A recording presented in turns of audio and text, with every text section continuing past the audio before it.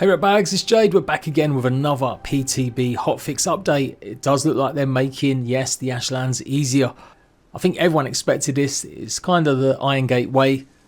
Make it as hard as you can, let everyone die a billion times and complain, and then slowly make it a little bit better after feedback. But I've also added a couple brand new items in with this hotfix. We've now got metal pillars. Now, not the best weather for this. I can't believe it's so actually misty. I think I'm in Mistlands, and I'm not. I'm in the meadows. Is that new as well, or has it always been like this, where you've got mornings that can sometimes be super misty? Like, I know we've had a bit of mist, but anyhow, it feels just a little bit more than normal. There we go. Have a little bit nice shiny metal to your life. I mean, that would probably be the best way to really highlight what these are for. Putting these pillars on either side of a door just makes it look a little bit better. Yeah, so it'll fit in nicely. 2 for metal and obviously a black foil, just go ahead and place them. But that's not how they've made it easier. What they have done is making enemies no longer spawning close to the bigger Ashlands ruins. This was always, I think, intended. The whole point of the ruins, as far as we saw from a lot of the previews and teasers, was that they may offer a slight respite from the rest of the Ashlands, especially the ones with the kind of ancient pots and big pots that are altars in the middle of it, almost like a church or cathedral. Even with the changes yesterday where mobs were pretty much responding to any sound, hence why you had so many respawning or coming at you, people were still complaining in my comments anyway, saying there was still just way too many. So hopefully this alleviates a few things.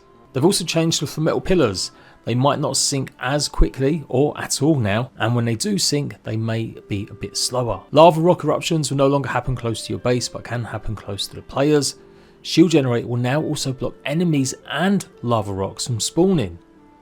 So this is big. Having somewhere close and just your base not being under constant attack kind of makes sense. That's what the shield generator will do. Not stop enemies from hitting you if you do manage to kite them from a bit of distance away trying to escape, but certainly not enemies spawning right in your base in that shield. Minor balances tweaks to new weapons. Lightning and primal aspect effect chances increased. Lightning effect tooltip added. Basalt platforms now remain longer than before sinking. Slightly reduced the number of rocks when sailing into the Ashlands for unexplored areas. Drakka can now take a small amount of damage from fire. It should now be easier to reach a ladder of a Drakka from the water. Enemies are now less likely to spawn where you can see them. Askvin bites now attack range slightly reduced, and the charred will avoid lava slightly more. Ashwood beams and poles no longer flicker when placed in the right angle. Ashwood 26 wall should now line up properly with other Ashwood walls.